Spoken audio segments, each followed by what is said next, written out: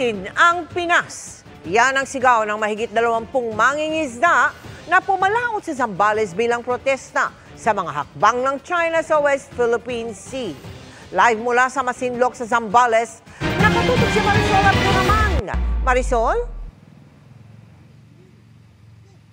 Mel, mangisda at magprotesta. Ito nga ang misyon ng grupong pamalakaya sa kanilang fishing expedition sa karagatan sa Masinloc, Zambales. Sinabi ni Jesus, umayo ka. Kasunod ng isang misa, Gabayan mo parating kami, Panginoon.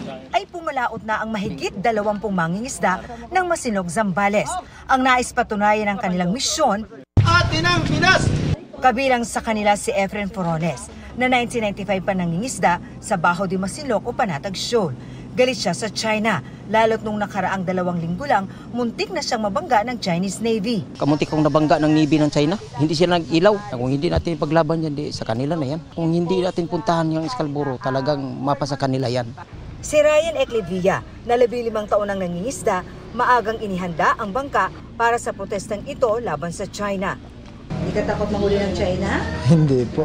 Bakit? Kasi po, teritoryo din po natin kasi po yun. Target ng grupo na lumaot ng 20 hanggang 30 nautical miles ang layo mula rito. Nasa 2 hanggang 3 oras daw yan na biyahe at kasabay nga ng kanilang pangingisda ay ang protesta laban sa China.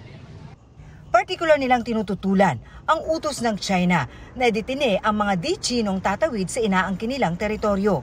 Wala silang batayan at walang legal, no? Na batayan para magpatupad sila ng anumang direktiba sa hindi naman lang nila teritoryo.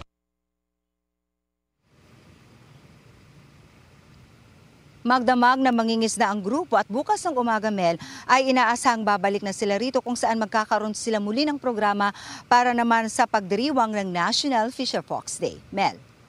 Maraming salamat sa iyo, Marisol Abduraman.